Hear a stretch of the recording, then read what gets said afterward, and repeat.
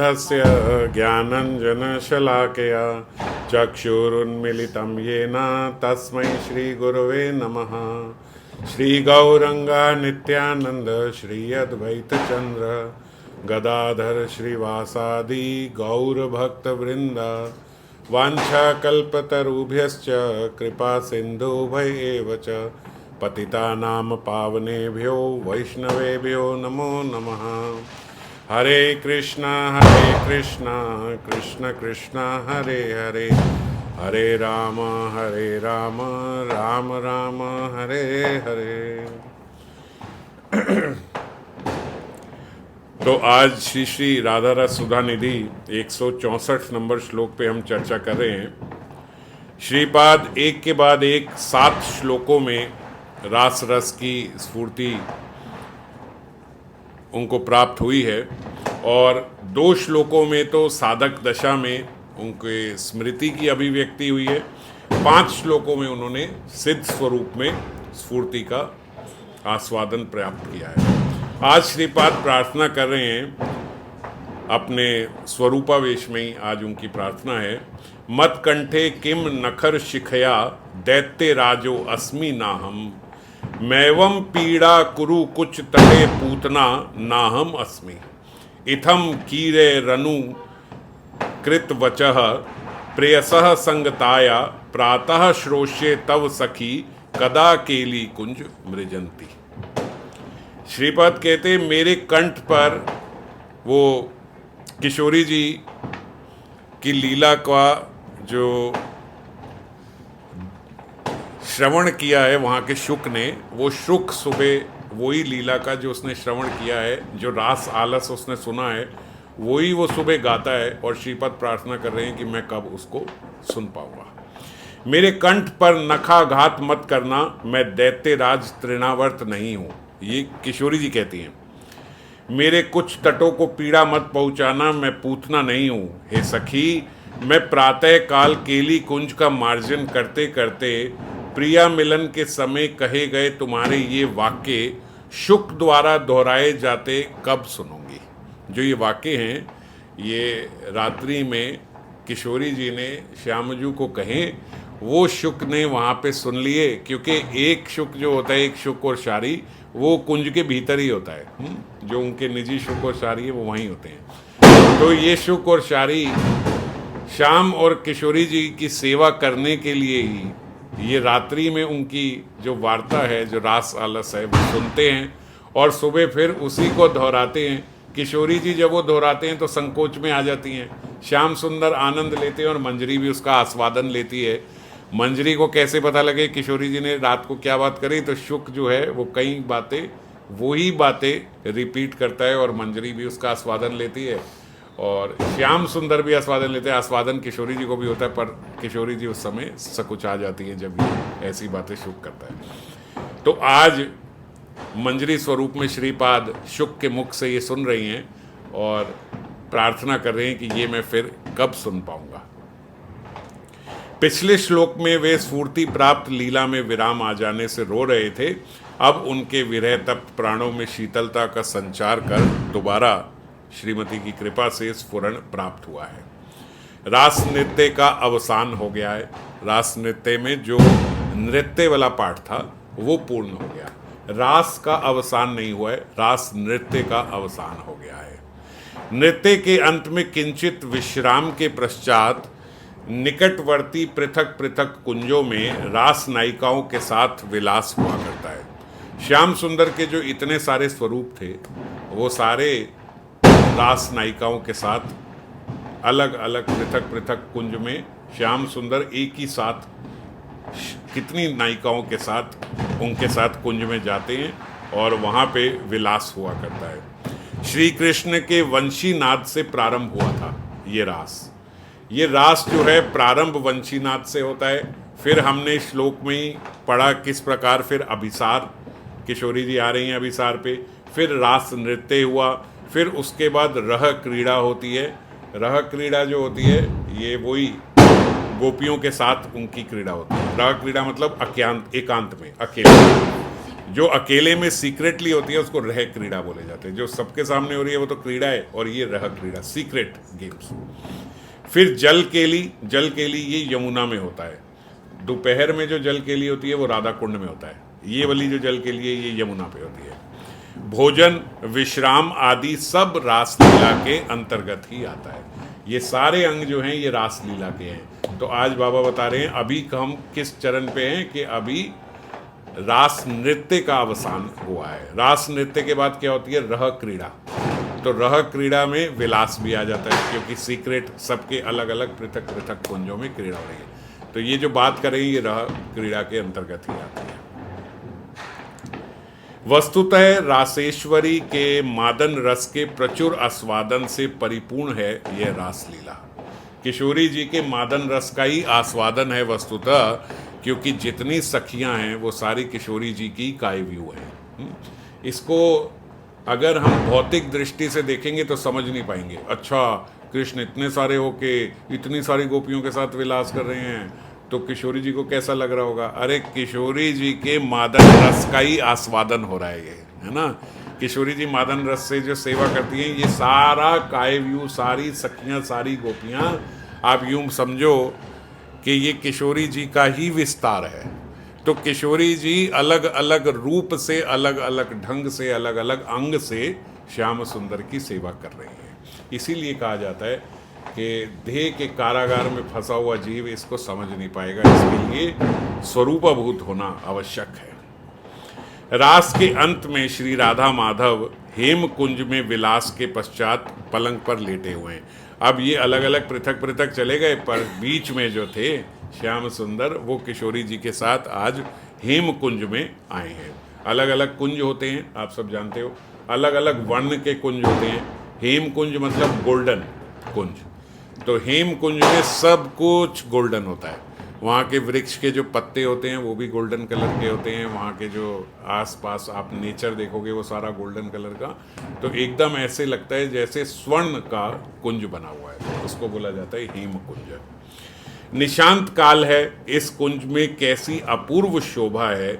निशांत का स्निग्ध समीकरण राधा माधव की सेवा के लिए आनंद पूर्वक धीरे धीरे प्रवाहित है। समीकरण, समीर कोई, पवन कोई, संस्कृत शब्द है उसका समीकरण। समीरण, समीरण मतलब हवा, पवन, वायु जो चल रही है। स्निग्ध समीरण राधा माधव की सेवा के लिए आनंद पूर्वक धीरे धीरे प्रवाहित है।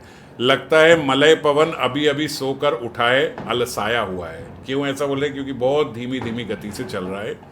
द्रुत वेग से ना चल पाने के कारण मंद मंद प्रवाहित है। सुबह सुबह का जो मौसम होता है जिसमें आप खुद अलसाए हुए उठे हो, उसमें बड़ा अच्छा लगता है अगर शीतलता से पवन चल रही है ना। अगर आप एकदम उठे और कोई जोर जोर से बोल रहा है तो ऐसे लगता है कि क्या कर रहा है ये। यहाँ कोई आपको फटाफट सुबह उठते ही बताए आज ऐसे करना, ऐसे करना, ऐसे करना, ऐसे करना, तो ऐसे लगता है प्लीज़ स्लो डाउन। सुबह सुबह अभी तो उठा हूँ, हम ऐसे बोलते हैं अभी तो उठा हूँ, अभी इतनी जल्दी। तो एक स्वाभाविक हमारा ऐसा है कि जब सुबह उठते हैं हम अलसाए हुए होते हैं, माइंड थोड़ा स्लो होता है, हमें ऐसा लगता है भी आराम आराम से, आराम आराम से। तो यहाँ पे पवन जो है वो भी सेवा करता है ना। तो पवन इसलिए उस समय तेज नहीं चलती, धीमी धीमी गति से पवन भी चल रही है। उसके सुकोमल स्पर्श से वृक्ष वल्लरियों में राशि राशि कुसुम विकसित हो गए हैं। जैसे जैसे पवन चलती है धीरे धीरे धीरे धीरे जो कुसुम रात्रि में थोड़े बंद हो जाते हैं वो भी उस समय खिलना शुरू हो जाते हैं। पवन उन विकसित पुष्पों का परिमल वहन करता है, इसलिए उसका एक नाम गंधवह भी है। गंधवह मतलब गंध को वाहन करने वाला, उसको लेके चलने वाला। जिन जिन पुष्पों को खिलाता हुआ उनको लेता हुआ चल रहे हैं, उन उन पुष्पों की खुशबू, परिमल उसमें पवन में आ रही है। निद्रा से अलस अंग भ्रमर पुष्प परिमल का स्पर्श पाकर जग उठे हैं। धीरे धीरे भ्रमर भी जो है अब वो उठ गए हैं फूलों की खुशबू से। फूल फूल पर सुमधुर गुंजन करने लगे हैं। किंकरियां सेवा के अभ्यासवश जग गई हैं। कुंज प्रांगण आदि सम्मार्जन कर रही हैं। यहाँ पे जैसे बोलते हैं कि किंकरियां सेवा के अभ्यासवश जग गई हैं, और हम निशांत लीला में भी देखते हैं कि एकदम से मंजरियाँ उठी और उन्हें लगता है कि कहीं देर तो नहीं हो गई, कहीं ऐसा तो नहीं है कि वो चले गए, किशोरी जी और श्याम सुंदर हम लेट उठे हैं, फिर वो देखने जाते हैं निकुंज में, लगता है नहीं नहीं अभी तो वो विश्राम कर रहे हैं, अभी तो हमारे पास समय है। ये सब रोज होता है, मगर ये सब कब होता है? जब मंजरियाँ देखती हैं, पहले तो उनकी नयन शफरियाँ लगी हैं विलास के समय, वहीं पे जब विलास का अंत हो जाता है ना, पूर्ण हो जाता है विलास, श्याम सुंदर और किशोरी जी विश्राम करते हैं, उनको विश्राम करता हुआ देख के मंजरी जाके विश्राम करती है, और फिर उनके उठने से पहले मंजरी उठ जाती है। तो वहाँ पे असल में विश्राम की आवश्यकता नहीं होती, केवल कहने को विश्राम है एक, क्योंकि नर लीला है ना, तो ऐसा होता है कि विश्राम करने गई, बस विश्राम करते ही उठ गई, क्योंकि ये रक्त से मांस मज्जा ये सब ऐसा देह नहीं है वहाँ पे, उस देह को रेस्ट नहीं चाहिए। जैसे हम कहते हैं ना, वो तो सेवा परायना है ना, सेवा रस से ही गठित है मंजरियों का देह, तो सेवा से ही उन्हें ऊर्जा प्राप्त होती है। हम लोगों को सोने से ऊर्जा प्राप्त होती है, थोड़ी देर सो गए, थोड़ी देर रेस्ट कर गए, तो हमें असल में हम जब सोते हैं तो अगर हम इसको आज देखें, हमें सोने की क्या ज़रूरत है? अगर हम आराम से बैठे हैं तो ये भी तो सोने के बराबर है, पर हमें उससे रेस्ट नहीं मिलता। क्यों नहीं मिलता? क्योंकि हमारा माइंड जो है वो चले जा रहा है, उसको रेस्ट चाहिए। वहाँ पे माइंड को रेस्ट नहीं चाहिए। हमारा माइंड यहाँ स्ट्रेस्ड है, वहाँ माइंड स्ट्रेस्ड नहीं है। जितना माइंड यहाँ पे सो के शांति प्राप्त करता है, उससे करोड़ गुना शांति वहाँ पे उनकी सेवा में प्राप्त करता है। तो वहाँ पे सोना मतलब उससे नीचे आ गए। जैसे आप यहाँ बहुत कुछ बिना अपने मन के कोई कार्य कर रहे हो, तो उसमें ज़्यादा स्ट्रेस होता है ना। जैसे हम लोग देखते हैं, हम ड्राइव कर रहे हैं, तो कभी भीड़ भाड़ वाला इलाका आ जाए, तो वैसे चाहे 200 किलोमीटर चल जाए, मगर भीड़ वाले 20 किलोमीटर में हम ज़्यादा थक जाते हैं, क्योंकि ये हम देखना नहीं चाहते, ये हमें स्ट्रेस देता है, हम कुलसित होते हैं कि इतने ट्रैफिक में हम लोग चल रहे हैं। तो ऐसे ही वहाँ पे सोना जो है वो आपको कम करता है, क्योंकि सेवा में तो बहुत आनंद आ रहा है, पर जब सोए तो क्या, तो इसलिए वहाँ सोते नहीं है। एक्चुअली कोई सोने का प्राविधान नहीं है, बस नरवत लीला में ऐसा है कि सोने गई, सो के उठी, मगर सोने का कोई ज़रूरत नहीं होती, ना किसी को नींद आती है। कुंज प्रांगण का समार्जन कर रही हैं। अब फटाफट हमने निशांत लीला, अब सब लोग हम स्मरण भी कर ही रहे होंगे। सुबह सुबह हम लोग उठ के वहाँ पे कुंज प्रांगण का मार्जन इत्यादि करते हैं। सुवासित वारी रखी जाती है। समिष्टिक पानक यानी जो पेय है, जो शरबत हैं, वो हम अलग अलग प्रकार के, अलग अलग पुष्पों के, अलग अलग फलों के रस को निकाल के बनाते हैं। तांबुल वीटिका तैयार करते हैं, पुष्पमालाएं बनाते हैं, विविध अनुलेपन आदि प्रस्तुत कर यथास्थान उसको सुसज्जित करते हैं। सखियां कुंज रंध्रों से लेटे हुए युगल की निरूपम शोभा देखकर उसका आनंद लेती हैं। वृंदा देवी फिर जग गई हैं। फिर वृंदा देवी जगती हैं। जो ही वृंदा देवी जगती हैं तो जल्दी से चलो चलो चलो चलो, अब राधा कृष्ण को उठाने का समय आ गया, अभी तक विश्राम कर रहे हैं। तो प्रभात होता देखकर वो शुक सारिका आदि अपने पक्षियों को युगल जागरण हेतु ध्वनि करने का संकेत करती हैं। हमने निशांत लीला में चर्चा करी थी कि सब के सब पक्षी जन जागे हुए हैं, पर जाग के भी स्टिल हैं, मूक हैं, बोलते कुछ नहीं हैं, वेट कर रहे हैं जब वृंदा देवी का इशारा होगा तब वो बोलना प्रारंभ करते हैं। तो जो ही वृंदा देवी का इशारा होता है तो सब के सब पक्षी, शुक आदि वो सब अपने अपने समय से बोलते हैं, और ये पक्षी युगल का प्रबोधन गीत गा रहे हैं। स्मरणनिष्ठ साधक अपनी स्मृति में लीला रस का आस्वादन प्रत्यक्ष लीला की तरह ही किया करता है। ध्यान करते करते हृदय परिपक्व हो जाता है तो स्फूर्ति आती है। जैसे हम लोग कई बारी हम लोगों का ये प्रश्न रहता है कि स्फूर्ति कब होती है, कैसे स्फुरण होगा? जब हम ध्यान किया करेंगे। अगर हम ध्यान नहीं करते तो फिर किसी दिन स्फुरण भी कैसे होगा? हम जब स्मरण करेंगे, स्मरण जो है वो स्फुरण का अभ्यास है ना। साधना जो है, साधक जो है वो साधना करता है सिद्ध होने के लिए। साधना नहीं करेगा तो सिद्ध कैसे होगा? सिद्ध होने के लिए साधना करनी पड़ती है।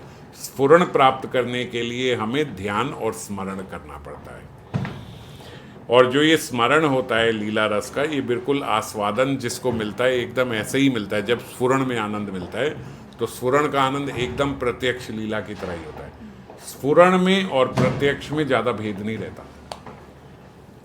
चक्षु बंद कर कर ध्यान का आस्वादन और चक्षु खोलते ही स्फूर्ति का आस्वादन। इसको बिल्कुल ऐसा शाब्दिक नहीं समझ सकते कि भाई हम आंख बंद करें स्फुरण हुआ और अगर हमें स्फुरण करना है तो आंख खोलना पड़ेगा। तो ऐसे ना करें कई वक्त कि अब आंख खोल के अभ्यास किया करें कि चलो हम आंख खोल के करते हैं, क्या कब तक ध्यान करते रहेंगे और स्फुरण करेंगे तो आंख खोल के करना शुरू कर दिया। ऐसा नहीं होता, इसका ये अर्थ नहीं है। इसका मतलब ये है कि जब हम ध्यान करते हैं तो हम आंख बंद करते हैं, क्योंकि ये हम अभ्यास कर रहे हैं।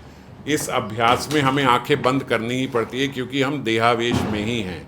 स्फुरण में देहावेश खत्म हो जाता है, स्फुरण में हमारा स्वरूपावेश जागृत हो जाता है। तो जब स्वरूप आवेश जागृत हो गया तो फर्क नहीं पड़ता कि आपकी आंख खुली है या आपकी आंख बंद है। तो इसीलिए बोलते उसमें तो आंख खोल के भी, क्योंकि स्फुरण आ रहा है, आप कर नहीं रहे हो। आपका मन इतना तल्लीन है लीलाओं में कि जैसे ही वो विरह हुआ, बस एकदम इतना तीव्र विरह हुआ कि आप उधर ही पहुंच गए। तो जब आप उधर पहुंच गए तो उसके लिए आंख बंद करने की जरूरत नहीं है। जैसे हम कभी यहाँ दृश्य देखते हैं, पता नहीं असली में कितना होता होगा, मगर पिक्चर वगैरह में आप लोगों ने देखा होगा कि जब प्रेम हो जाता है हीरो हीरोइन को, तो उसको एक स्त्री आ रही है, उसमें उसको भी दिखता है कि ये मेरी हीरोइन ही आ रही है, ऐसा लगता है ना। तो उस समय आँख खुली हुई है, ऐसा लगता है वो ही आ रही है, ऐसा लग रहा है कि ये सब हो रहा है मेरे सामने। ऐसा ऐसा देखा ना हमने, बिल्कुल ऐसा ही स्फुरण होता है कि आँख खुली है बंद है उसको पता नहीं है, वो लेटा हुआ है या बैठा हुआ है पता नहीं है, उसको योग आसन में बैठने की ज़रूरत नहीं है, उसको ये ब्रह्म आसन में बैठने की ज़रूरत है, कुछ करने की उसको पता ही नहीं है वो कब चला गया। तो इसका मतलब ये है कि चक्षु खोलते ही स्फूर्ति का स्वाद, खोलते ही मतलब कि आप बंद खोले, अब आपको कुछ नहीं पता, आप कैसे भी हो, जब स्फुरण आया आप चले गए। आया मतलब बड़ा ऐसे नहीं है कि बाई चांस कभी भी आ सकता है तो मैं वेट कर रहा हूँ आपका विरह हो जाता है, तो इतना विरह हो जाता है, इतना प्रेम हो जाता है, इतनी तन्मयता हो जाती है कि जैसे ही ऐसा लगता है कि वो कहाँ गए और एकदम वहाँ। इसीलिए हम यह देखते हैं कि श्रीपाद जैसे ही विरह में प्रार्थना करते हैं तुरंत उनका स्फुरण प्रारंभ हो जाता है। श्रीपाद किंकरी के रूप में स्फूर्ति वाले आस्वादन में मग्न हैं। निशांत में सखियों की तरह कुंज रंध्रों के से युगल की रसालस माधुरी का दर्शन करना और कुंज के भीतर रसालाप करते करते कोई रहस्यमय सेवा करना तथा कुंज मार्जन आदि करना, ये सब श्रीपाद स्फुरण में देख रहे हैं। विविध परिचर्याएं संपादन करना, ये सब अनुस्यूत यानी निरंतर क्रम से होने वाली लीला है। निरंतर क्रम से ये सब हो रहा है, समझ गए, बिल्कुल साथ साथ साथ साथ ये सब चले जा रहा है, इसमें कहीं बीच में कोई बाधा नहीं आ रही, निर्बाध रूप से ये स्फुरण चल रहा है। कुंजरंध्रों से देख रहे हैं उनका रस आलस, रस आलस मतलब अभी अभी उठे हैं, आलसाए हुए हैं, विस्तार में हमने निशांत में चर्चा करी है।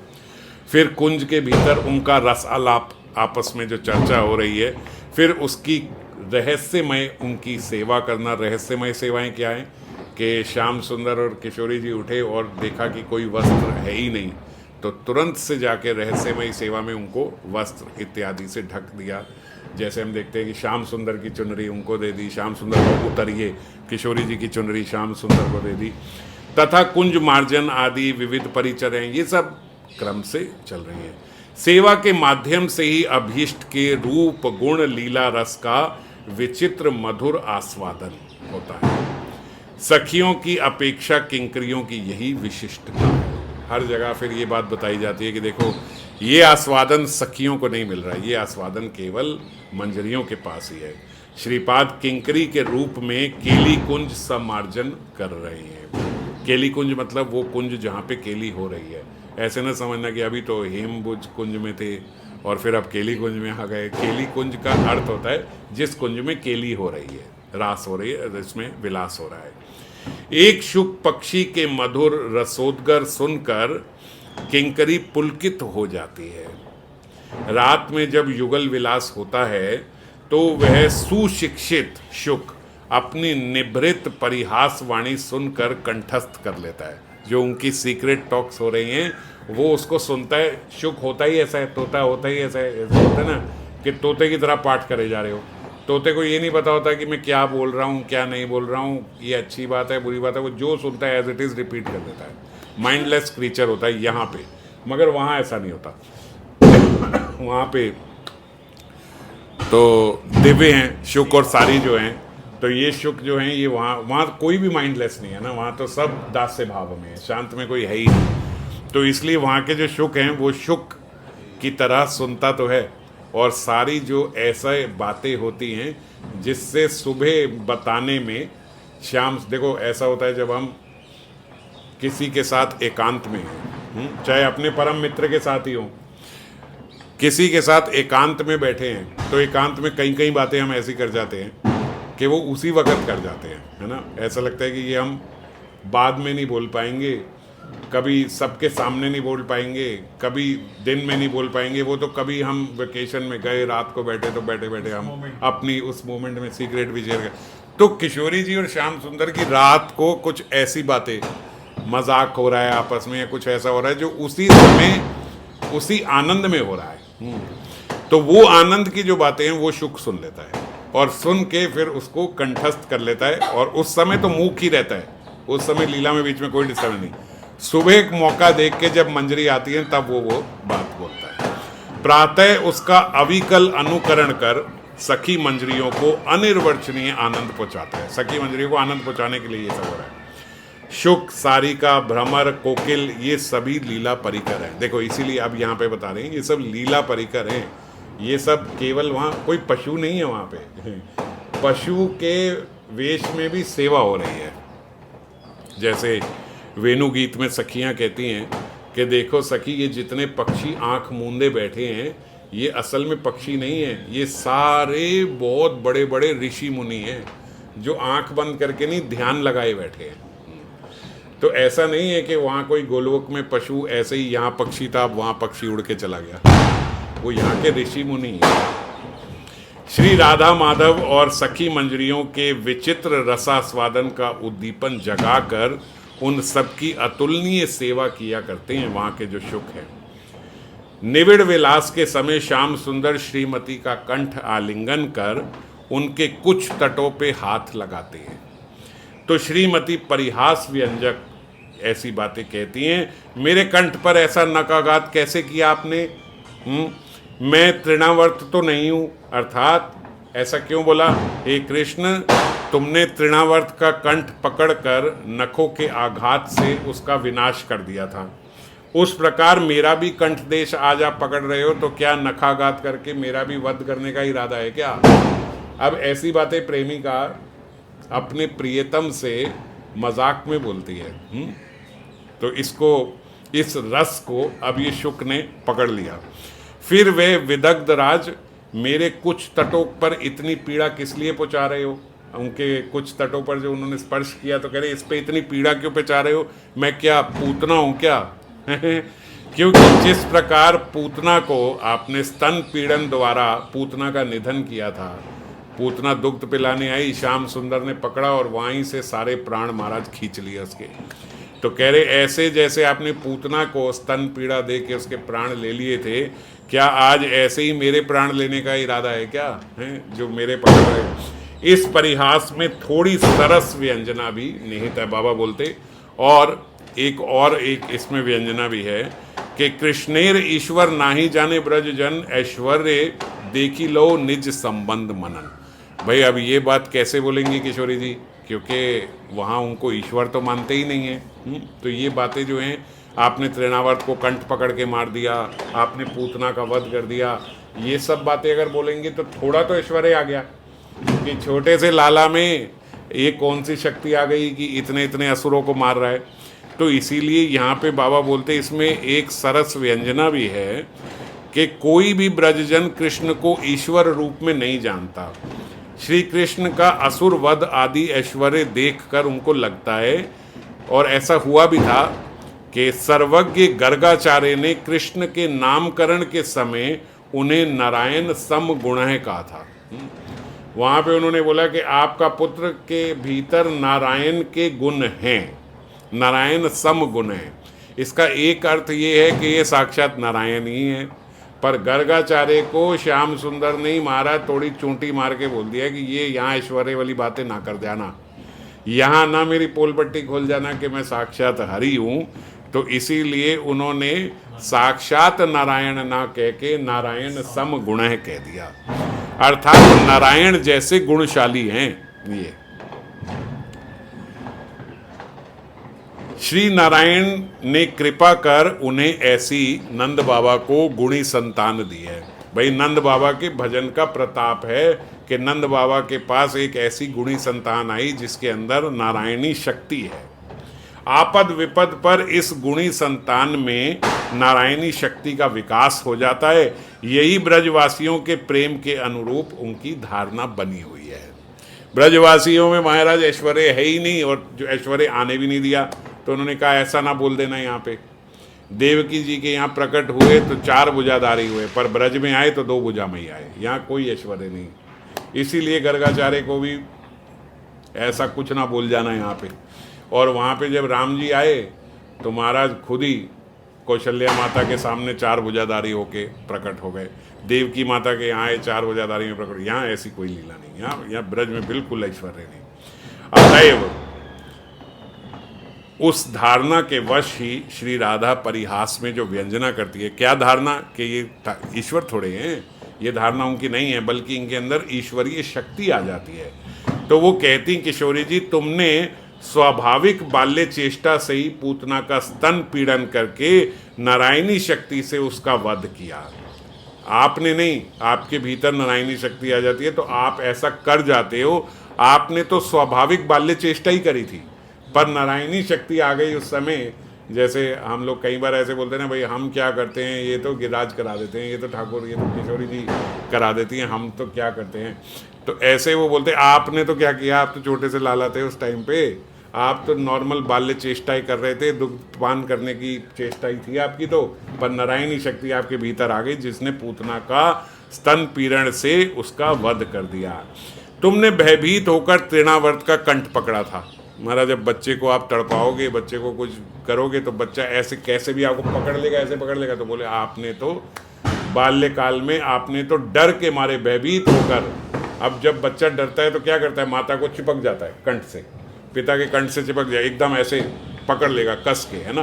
तृणावर्त उड़ा के ले गया श्याम सुंदर को ऊपर इतनी, तो श्याम सुंदर ने डर के मारे उसको ऐसे पकड़ लिया कि मैं गिर ना जाऊँ। किशोरी जी ऐसा कह रही है। तो आपने तो भयभीत होकर तृणावर्त का कंठ पकड़ा था, पर उसी समय नारायणी शक्ति वहां विकसित होकर उन्होंने उसके कंठ को ही दबा के उसका वध कर दिया। तुम वही हो, पहले बाल्यावस्था में थे, अब किशोर हो गए हो। इतने आवेश के साथ मेरा कंठ पकड़ रहे हो, मेरे कुछ तटों पर पीड़ा पहुंचा रहे हो, ऐसा क्यों? ऐसा मत करो। तुम जैसा व्यक्ति का आचरण जो है उससे डर लगता है, भयावह आचरण है तुम्हारा, क्योंकि भाई तुम तो नहीं करोगे, लेकिन तुम्हारे भीतर कोई नारायणी शक्ति उस समय आ गई। तुम तो मेरा कंठी पकड़ रहे हो, तुम तो मेरे कुछ तटों पे प्रेम से ही हाथ लगा रहे हो, पर नारायणी शक्ति आ गई और मेरा वध कर दिया। तो इसलिए तुम्हारी हर हरकत से डर लगता है कि कब तुम्हारे भीतर वो आवेश आ जाए नारायण का। यदि अकस्मात नारायणी शक्ति विकसित हो गई और मेरा वध कर दे तो तुम्हारी रमणी में इतनी आसक्ति है, श्याम सुंदर को कहती है, तुम्हारी देखो अब रमणियों में कितनी आसक्ति है, 1-2 से थोड़ी है ना महाराज आपका मन भर रहा है, लाखों करोड़ों रमणियों में तुम्हारी तो रमणी होनी चाहिए, तुम्हारी तो आसक्ति हो जाती है वहां से। किंतु तुम्हारे इस दोष की बात सुनकर स्वभावतः कोई स्त्री तुमसे नहीं मिलेगी, कोई स्त्री तुम्हारे पास आना नहीं चाहेगी। क्यों? क्योंकि उसको पता है कि इनके भीतर कभी भी नारायणी शक्ति आ जाती है, ये तो क्या कर रहे होंगे और हो क्या जाएगा, ये तो हमें प्रियता से अंदर लेके जाए, नारायणी शक्ति आ गई, हमारा वध हो गया। इन्होंने तो हमारे गले में हाथ डाला, प्रियता से नारायणी शक्ति आ गई और घुमा दिया हमारे को। तो इसलिए हमारे को तो डर लगता है। तो किशोरी जी ऐसा कह रही है कि देखो तुम्हारी रमणियों में कितनी प्रीति है, पर रमणियां तुमसे डरती है। श्रीमती की यह समस्त परिहास वाणी सुशिक्षित शुक ने कंठस्थ कर रखी है। वो उसने सुन लिया, मजा बड़ा आया, आस्वादन हुआ, शुक ने सुन ली। ये सुबह सुनाऊंगा अब मैं। जिस समय किंकरी कुंज प्रांगण में मार्जन करके कार्य में अपने व्यस्त थी, वही वाणी का अविकल अनुकरण शुक कर रहा है। उसी समय किंकरी अमृत धारा सी इस वाणी का आस्वादन कर रही है। किंकरी तो वहां जाके कुंज का मार्जन कर रही थी। अब जो ही वो कुंज का मार्जन कर रही थी, ये कोई पहले दिन की बात थोड़ी है, ऐसा होता रहता है। तो किंकरियां भी जब मार्जन करती हैं तो महाराज थोड़ा ऐसे होती हैं कि शुक कुछ तो बताएगा आज कि कल क्या हुआ। तो शुक ने जब आज ये बात बोली तो धन्य राधा दासे, उनको इतना आस्वादन केवल मार्जन करते ही वहाँ पे शुक दे रहा है। इसलिए श्रीपाद ने राधा दास्यम को अनुक्षण अद्भुत रस पूर्ण कैंकर्य कहा है। ये केवल कैंकर्य नहीं है, अद्भुत रस पूर्ण कैंकर्य है। गोस्वामी पादगण इस अद्भुत रस पूर्ण दास्य के ही आचार्य हैं। उनकी वाणी के श्रवण कीर्तन से इस दास्य की प्राप्ति के लिए ही मेरी लालसा जागृत होगी। ये वाला दास्य चाहिए, दास्य भाव नहीं चाहिए, किशोरी जी का दास्य चाहिए। यह लालसा अथवा लोभ से ही राग भजन का मूल धन है। ऐसी लालसा जो है, ऐसा लोभ जो है, यही राग भजन। देखो राग भजन क्या है, विधि और राग में केवल यही भेद है। विधि भक्ति जो है वो नियम से चलती है, भय से चलती है। राग भक्ति जो है वो लालसा और लोभ से चलती है। जब आपका भजन भय और कर्तव्यों के कारण होना बंद हो जाए और प्रीति के कारण और लालसा के कारण होना प्रारंभ हो जाए, तो समझो वेदी से राग भक्ति में आ गए। एक्टिविटीज में कोई फर्क नहीं आएगा, सब वैसे ही चलती रहेंगी। पर अब क्या हो रहा है, पहले जो ये नियमवश हो रही थी, अब ये प्रीतिवश हो रही है। फिर आपके कार्तिक में और बाकी मास में हमारे कोई भेद नहीं रहेगा, सेम हो जाएंगे।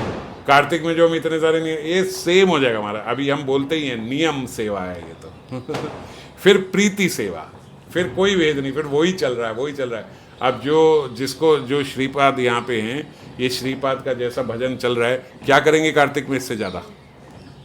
क्या करेंगे? महाराज श्रीपाद जैसे शरीर के भक्तों को ये भी पता नहीं लगता कि कार्तिक आ गया है। क्या करें, तो हर समय उधर ही है, लीला में। तो प्रीतिपूर्वक भजन होता है, उसको राग भजन बोला जाता है। किंकरी को श्री युगल के जागरण के पश्चात विविध सेवा का सौभाग्य प्राप्त हुआ। जब वो जागे तो और किंकरियों को सेवा का प्राप्त हुआ। जब और सेवाएं करने लगे तो श्रीपाद के स्फुरण में विराम आ गया। मधुकंठ शुक की उस वाणी ने श्रीपाद के अंदर विपुल आरोड़न का सृष्टि उत्पन्न कर दी है। महाराज सारी सेवाएं तो जो हो रही हैं सो हो रही हैं, पर आज शुक ने जो वो उनको सुनाई है, वो सुन के उनका मन जो है और अधीर हो गया है, व्याकुल हो गया है और सुनने के लिए। तो बाकी परिचर्या करते करते जब स्फुरन में विराम आया तो रोते रोते श्रीपाद प्रार्थना करते हैं, हे सखी, कुंज मार्जन के समय शुक के मुख से जो आपके मधुर परिहास वाणी सुनी थी, वो मैं दोबारा कब सुन पाऊंगी महाराज? उसमें अलग ही आनंद आया था, मुझे वो दोबारा सुननी है। यही प्रार्थना आज श्रीपाद कर रहे हैं। इसी के साथ ये वाला श्लोक पूर्ण हुआ। कल अगले श्लोक के साथ हम फिर वापस चर्चा करेंगे। जय श्री राधे।